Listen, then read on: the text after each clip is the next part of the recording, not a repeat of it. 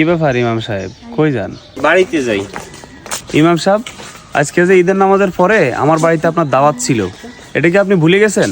না না, বলি নাই। না বললে চলেন, সভাপতির বাড়িতে আমরা একসাথে যাই খানা খাই। আজকে খানা খাইতে পারুম না। কিনলে ইমাম সাহেব, তাহলে কি আমার উপর রাগ করছেন? না না, রাগ করি নাই। রাগ না করলে চলেন, সভাপতির বাড়িতে যাই একসাথে খানা খাই।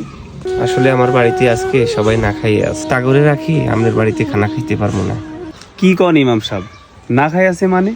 27 রমজানে যে আপনারা টাকা পয়সা হিসাব করে দিছিলাম, সেই টাকা দিয়ে আপনি বাজার করেন নাই? আপনারা যে 27 রমজানে 4,000 টাকা হাদিয়ে দিয়েছেন, সেই টাকা দিয়ে বাকি দোকানের সকল ঋণ পরিশোধ করেছি।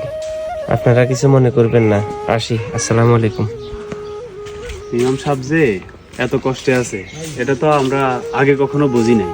আসলেই আমরা ইমাম সাহেবদের যে বেতন দিই, এই বেতনে একটা সংসার চলে না। আমাকে বাবা উচিত আজকে এই বিষয়টা লই বসতে হইব, সমাজের লোকজনের সাথে কথা বলে আমরা ইমাম সাহেবকে যে 4,000 টাকা সম্মানী দিই, এই 4,000 টাকা সম্মানিতে বর্তমানে কিছুই হয় না। অন্তত পক্ষে ইমাম সাহেবের পরিবারটা যেন সুন্দরভাবে চলতে পারে, চালাইতে পারে, ওনার সংসারের বাচ্চা কাচ্চাদেরকে নিয়ে সুন্দরভাবে 4টা ভাত খেতে পারে, আমরা সেই ব্যবস্থাই করতে হইব। এই বিষয়টা আমরা বসমু, সন্ধ্যার পরে বসে এটা সিদ্ধান্ত নিব। হ্যাঁ, এটা আজকেই সিদ্ধান্তটা